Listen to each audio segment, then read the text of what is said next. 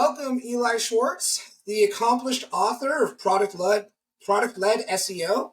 It's a pleasure to have you with us today and to talk about various facets of SEO and how businesses can leverage it for growth. So let's get started. Can you tell us sort of who you are, your background, and what got you interested in SEO? Great to be here. Thank you for having me, Jason.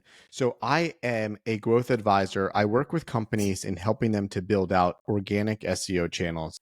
And what that essentially means is that many companies approach SEO from a tactical standpoint, which is I need to research these keywords. I need to write this piece of content. I need to measure this ranking. And I work with companies and teams on understanding who the user might be that is going to be using a search engine, and it's agnostic to whether it's Google, ChatGPT, Facebook, whatever they're typing into a search platform to find them, and then to build with them the product that would appeal to that user, so then they could bring them into that buyer's journey. And I don't work with them, and these are the keywords they need to be. I've been doing this for the last 5 years. Prior to that, I led the SEO team at SurveyMonkey, where I was there for a number of years. I built SEO at SurveyMonkey from essentially nothing, just being found for the word survey and SurveyMonkey, into a $200 million a year business. So the organic alone was $200 million a year. And it's over the last 5 years, I've been doing that, really working with teams to do exactly what I did SurveyMonkey. And in the process, I've worked with some really cool companies in building out their strategic approach towards SEO. And what got me most interested in SEO and keeps me interested in SEO is the behavioral aspect of it. I remember the first time I launched a website and saw like the keywords that people were typing in. And I'm like, why? What made them type in those keywords? And what do I need to build for it? And I still feel the same. It's really the keywords and the queries and things people type in, and the experience on the site is a look inside their brains and a look inside what their intent are and how do you satisfy that intent. And the same goes obviously with what you do at MentorCamp. Someone's not looking for me on the MentorCamp platform. They're looking for the answer to a problem they have, and they find me, and hopefully I can solve that problem. So I still love that aspect of it. I still love understanding the user and building to satisfy a user. Wow, great answer. And I'm curious, what does a comprehensive SEO strategy entail, and how is that different from simply just following SEO best practices? That's a great question. There is no SEO best practices. SEO best practices, is something that Google might say, like, make sure your content is visible. Great. What is the content? Make sure that you don't hide links. What are the links? So a comprehensive SEO strategy is really, it begins with, like I said earlier, who is that user? What motivates that user to type or to speak or to think or to video or to image or something into a search engine? What are they looking for? So they might type like best hotel in Miami. What's the best hotel for? Do they want to go on a honeymoon? Do they want to go on a bachelor party? So really understanding that user, and then you understand what you need to build for that user. So based on that, it's user coming from search engine, let's build something for them. And the comprehensive part is I need to understand the technology, like the website itself. I need to understand the layout of the site, the individuals that contribute to that. So it's really the holistic approach towards SEO. Who are the designers? What's the content? Not just, again, way many people approach SEO from a tactical standpoint. Well, the keyword is best hotel in Miami. Let's use that in the title and let's write 1,000 words. Well, I don't think 1,000 words towards that keyword is the right way to satisfy the intent of many people that might search that keyword on Google. Can you walk us through some impactful search engine optimization techniques that maybe get overlooked? I think the most impactful technique is really doing research about the user. So I think that most people don't do that. They go to a keyword research tool, and then from the keyword research tool, they bring it into their content roadmap, and then they really never think about it again. Like I'd work with companies where they've done that, and then they say, well, we have 1 million clicks a month, 1 million users a month, and it doesn't convert. And that's because they never did that research. They didn't understand who is the user. It'll be like a B2B SaaS company, and they'll want to know, why is no one converting? Well, no one uses that channel to find things. So you've created a lot of great content, which educates and informs, but doesn't convert. So I think that's the technique that gets most overlooked, which is research. And it's not a technique that many people incorporate into SEO processes. Mm. And what are your tips for optimizing a website for search engines? really building around the user. So it's buzzy to say you're building content around users and doing SEO for user, but I really, really incorporate that into my processes. So when you understand the user, then you can understand, is it a mobile website, which most sites are, or is it a desktop site? If you're building a B2B SaaS tool, maybe it can be on desktop. Not many people use B2B SaaS tools only on mobile devices. And once you incorporate all the things you know about the users, then you're doing that all the way through. Like, how much content do you need to have? Do you need video content? Well, does the video content help inform? One of the things that I've done with many companies I've worked for that has generated the most revenue is just building content around their brand name. So brand name plus feature, brand name plus price, brand name plus competitor. So those are the things that many SEO teams might overlook because it's not so sexy to go to your boss or to, if you're an agency, to go to your point of contact and say, hey, I want to build MentorCam price. Like, that's my target for this month or this quarter. I'm going to write content about your pricing. Well, that's actually where you drive the most. I mean, MentorCam has competitors, whether it's competitors that are similar to MentorCam or competitors that are just, pick up a phone and call someone.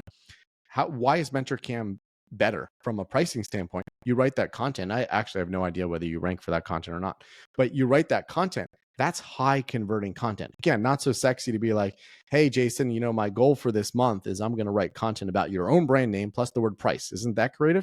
Well, it's not creative, but it works. So that has been my most effective way. When I work with companies, I'm judged not by keyword rankings, which I think is an awful way to judge SEO. I'm judged by the revenue I bring in. And ideally, it's more revenue than I cost. And it happens to be that on something that is related to the brand name or related to the features that people are looking for, that's where the most revenue is to be found. Yes. And it sounds like you're talking about focusing more on intent and almost performance-based SEO as a really top-line KPI Yes. for your engagement. You talk a lot about product-led SEO in your book. How does this innovative approach integrate with other traditional SEO practices? It doesn't. It's completely different. By product-led SEO, I essentially meaning building an entire SEO product, which is an SEO product is the website, it's the content, it's the imagery, it's whatever it is, building it around the user as a product. And in my book, Product-Led SEO, I use examples from TripAdvisor. The entire SEO product is built around the user. That is the product. The product is something you search for and find on search engines and then go on TripAdvisor. Zillow is another great example. The entire product is designed for SEO. It's not that they went and created this product and then SEO'd it after the fact. Amazon itself is a great example of product-led SEO. Amazon, contrary to what some of their competitors did, let's say eBay was a competitor. I don't think anybody puts eBay and Amazon in the same columns right now. But initially eBay did sort of compete with Amazon, certainly in the third-party marketplace. And what eBay did was eBay built SEO content, a lot of like guides content and a lot of things that you might Google and then end up on eBay. And Amazon just made the best damn product and category page they can. So the product itself was built for SEO. And that's what I call product-led SEO. So that really does not incorporate with general SEO practice, which is build website, do SEO after the fact. I say build SEO if there is an SEO user, meaning someone is searching, build it around that very user. Great. And how should your business approach SEO? Is it more proactive or a reactive strategy? It's both. It's really proactive if you're starting from scratch, if you're looking for traffic, if you're looking for users. So you build, again, it's not a given that there are SEO search users, but if there are SEO search users, you build your SEO efforts around those users. Reactive is you've done something and now you've seen your traffic drop. And a big thing that's going to be happening, and I don't know that enough people are aware of this, is generative AI. Everyone's aware of generative AI, but they may not be aware that Google's actually launching generative AI in search results. And that's something that you can test right now. You can join Google's beta. They call it SGE, Search Generative Experience. But what they're going to do is they're going to bring generative AI directly into search results. And that means for many, many queries, and it ranges, sometimes I'll see it on 80% of my queries. Sometimes I'll see it on 40% of my queries. But in many queries, there is generative AI that takes up the entire top of the fold or the entire device screen on a mobile device.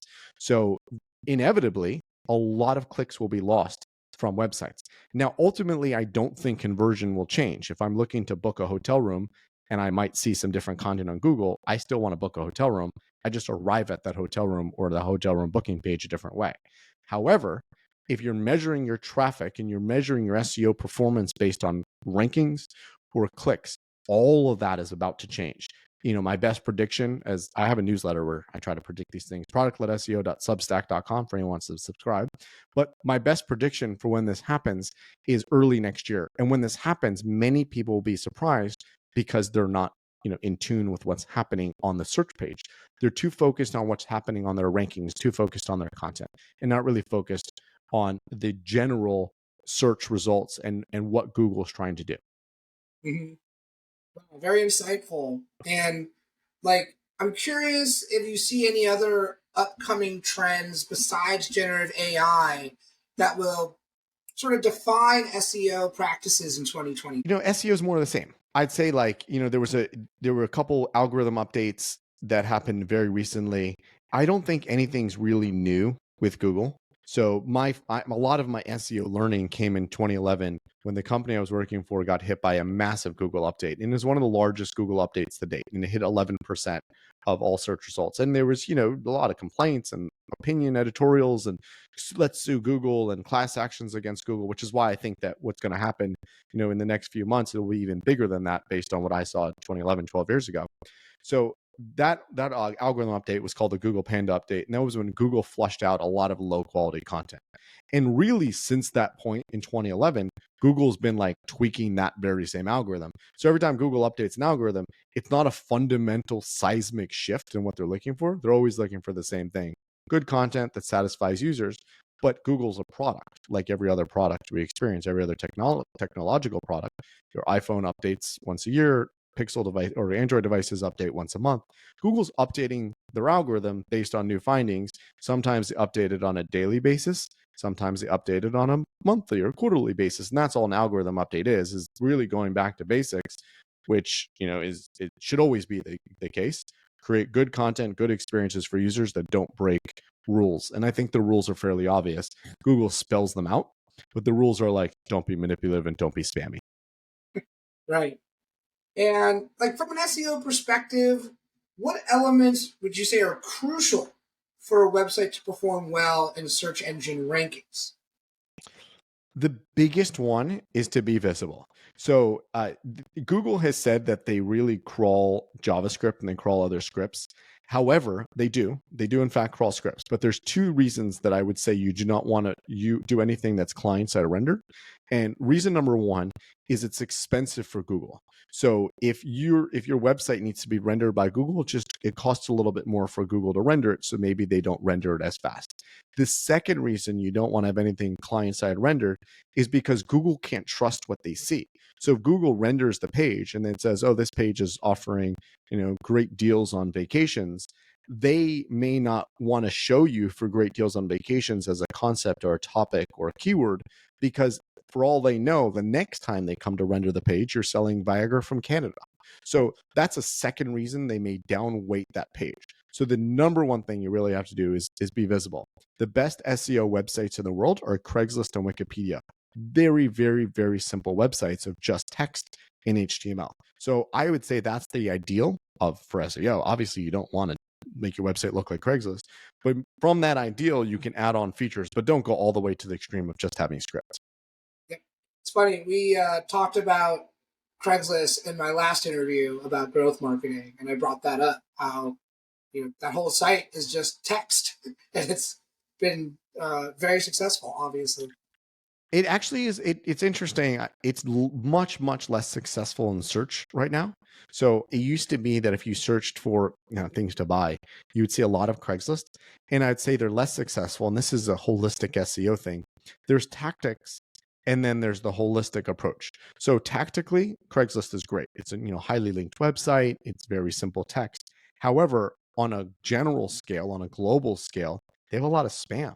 So that's where Google might say, well, you follow all the best practices, like to your earlier question, one of the best practices, and I said there aren't any, but you follow all the best practices, but you're kind of dirty. So I don't know that I really, when someone searches bikes for sale near me, I really want to send them that. Interesting. For someone implementing SEO for the first time, what should be their starting point? I don't know if I can beat this anymore, but go talk to some users. Go find, like, if your website is in the business of helping connect people with mentors, do what you're doing. Go talk to users and say, hey, when you want to find out how to, do some pro forma accounting, how do you do that? Where do you seek answers for that? If you want to know what it's like to fundraise from, VCs, where do you seek answers for that? You talk to the users, and inevitably you're going to find that probably search is a part of that, and you want to know, when is it a part of that? Like, at what point in time do you query something, and what do you query, and how do you query? And those become the insights that you can build off of. Now, you can do this in two ways. You could do this quantitatively, which is you send a survey, get a bunch of quantitative answers, which is like, hey, you want to find out how to do some, VC fundraising. Where do you go? Do you go to Google? Do you go to Meta? Do you go to Instagram? Do you go to, I don't know, wherever you go? Or that's quantitative. Or do you have a qualitative interview like you and I are having right now, and you discover insights and you write notes? And they say, well, they keep mentioning that, like, after they went on Google, they went on Slack. How do I get into Slack? And maybe Slack becomes more important of a strategy for you initially than Google, than SEO. And that's okay. All right. And this is probably too easy for you, but how crucial is the role of strategically chosen keywords? And yeah, it's too easy. I don't think you really need to worry that much about keywords. I'd say if you're having conversations with users and record it, like you and I are recording right now, you look at the transcript and you might say, hey, in this recording, the word Google came up 16 times. That might be an important word that we should talk about. Or the words product led came up 4 times. That might be something we want to incorporate. But then if you go to a keyword research tool, those might not come up at all. So those become the keywords. Like, I would lean into the things you hear from users rather than the things you discover in your keyword research. Okay, great. Let's get technical for a minute. How do meta descriptions, core web vitals, keyword research, alt text, and link building contribute to SEO success? They're all different pieces. So I'd say, like, too often SEO agencies, SEO consultants, SEO gurus, they put too much stock in a single one. So I don't think anything really moves the needle on its own. It's part of, like, a holistic strategy. So link building. In my career, I've gotten some really good links. While I was at SurveyMonkey, I got links from whitehouse.gov on 3 occasions. And only the first time where I got that link did it even matter. But that first time was in 2012, maybe. And Google was less sophisticated. And the other times I got links from the White House that didn't do anything. And I've gotten links from the UK Parliament, didn't do anything. And many governments and major corporations around the world didn't do anything. And the reason why is because they weren't contextually relevant. And Google is a lot smarter. In a world where Google can do generative AI, they can be pretty smart about what a link is. And it's not just, oh, that's a high ranking link. We're just going to value that on its own. And the same goes with every other tactic, like technical SEO. Well, I think you do need to make sure that your site is server-side rendered, but how fast? I don't know if that really matters that much. So everything's a part of more of a holistic strategy. Does your site need to be fast? Well, if you're competing with Amazon, you need to be pretty fast. If you're competing with a lot of other, maybe GoDaddy, DreamHost hosted sites, maybe not, right? It really depends. So I'd say these all tie together, and you need more of a holistic strategy of, like, how many links, how fast, what kind of site, all of that, rather than individually, you need this amount of links and then you win. Your SEO is done. Very in-depth answer. Thank you. And what tools would you recommend for SEO analysis and monitoring? Thoughts on Google Search Console, SEMrush, Ahrefs? Google Search Console is my favorite. I don't think Google gives all the data to users that is available. And that's good because it's normalized. So the amount of data they give MentorCam is the same amount of data they give every competitor. And whatever they're slicing off evenly. Whereas with a lot of SEO tools, and I'm a huge fan of SEMrush and Ahrefs and Conductor and a lot of different tools like that, they're doing a look at what the internet is based on their databases, and it's not necessarily accurate. So I would say Google Search Console is equally inaccurate across everything. So that's my go-to tool, and anything I can do to access Google Search Console data, like Looker Studio is something that I use on a regular. The other tools I find to be helpful, like SimilarWeb, I find to be helpful for doing competitor research, but it's not the be all end all. And how does page speed impact SEO, and any tips for improving it? No, I don't think it impacts at all. Okay. I'd say page speed is it's more of a binary metric, which either you're fast enough or too slow. If you're too slow, then maybe it dings you on a few searches where everyone else is much, much faster than you. But if you're faster than fast, whatever the baseline is, you don't get it. You don't get any more points. It's a very small metric.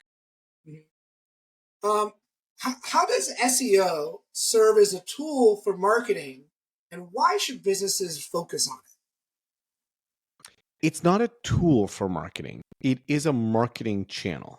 So, and businesses should not focus on SEO. Like, I don't think Pepsi should focus on SEO. I don't think that Dove soap should focus on SEO. I do think that if you are creating a new way to use Dove soap and you're not Dove and you're not Unilever yourself, then you should use SEO. It really comes down to, where do you have an SEO user at all? And if you do have an SEO user, how important is that SEO user? So I think for MentorCam, I know that MentorCam, you do a lot of paid marketing. I think paid marketing is probably if I looked at all your marketing channels, I'd say paid marketing is the one that's going to work the fastest, but maybe more expensive. Social media is probably the easiest because you have a bunch of users that you can market with. SEO, I might put lower on your priority list because it's slower, more expensive, and in a different place in the funnel. Whereas with social and with paid, it's a much closer to conversion place of the funnel. So that's the way I'd look at it. As SEO is a marketing channel, and how effective is that marketing channel, and should you prioritize it, and how should you prioritize it? Thanks for giving away our secret sauce, Eli. No problem. Any other secrets you want me to give away? I'm all here for you. Is it possible to significantly improve SEO without a big budget? Of course. I've seen many sites that are able to have a tremendous amount of SEO traffic without any content, with very little content, and with very few links. So if you have a user, then you can monetize that user with a creative way. If you don't, then you can spend, and I've seen this, millions and millions of dollars without any impact whatsoever. And that leads me to sort of my final question, which is, what's your golden rule for effective search engine optimization? I don't know if I have to reiterate it again, but know your user. So if you know your user, you can build around your user. If you don't know your user, you can build everything that you want. You can follow every best practice that you want. You may get lucky and hit some sort of magic strategy, but you can't replicate it because you don't know why it worked. Awesome. Eli, do you have anything else you'd like to share with the people who are going to be watching this, where they can find you? Obviously, they can find you on MentorCam. They can book a session with you. Anything else you'd like to share? Definitely find me on MentorCam. I love talking to people about why they should not do SEO. I'm very passionate about people not spending money on SEO when it's not a fit. Passionate about people spending money on SEO when it is a fit too. But I'd say the counter narrative is the one that is more surprising. Find me on, I have a Substack, about 4,000 subscribers, productledseo.substack.com. Obviously find me on LinkedIn. And check out my book on Amazon, Product-Led SEO. It should be, if SEO is not a fit for you, it should be the only money you ever spend on SEO. If SEO is a fit for you, hopefully it opens up your mind to a different way of approaching SEO, which I think I alluded to in this interview, but a different way of approaching SEO that's not about get me content based on this keyword, buy a link to it, and now that is considered SEO success. It's really about building a holistic SEO strategy. And the last thing I want to leave everyone with is SEO is forever changing, and the rules are changing, the platforms are changing. Like, no one could have predicted at the beginning of 2022, and we're in 2023 now, but no one could have predicted at the beginning of 2022 that the end of 2022, we would have discovered a new search engine named ChatGPT. However, if you're building SEO strategies around users who are seeking information, then you might have already had the right information for ChatGPT to discover. So if you're building around users, you're always ahead of the curve. If you're building around search engine strategies, you're always chasing the curve. So that's the last thing I would leave everyone with is build for the user, build around the user, build a product for the user, and the user and eventually the search engines will follow you. Whereas the other way around, you're always chasing your tail. Great. Eli Schwartz, you have a book, Product-Led SEO. I feel like your next book should be SEO-Led Life, because it seems like you really live in this SEO reality, the way we've been talking I do today. have another book. It's very far into the future, but it's about really understanding users. It's going on an avatar quest, understanding your users based on who they are, broader than just SEO. But that'll eventually come out. Sounds great. It does seem like you see the world through SEO glasses. So, Eli, this was really great. Thanks for taking the time to talk with us today, and look forward to chatting with you again in the future. Absolutely. Thanks, Jason. Thank you. I'm going to stop it.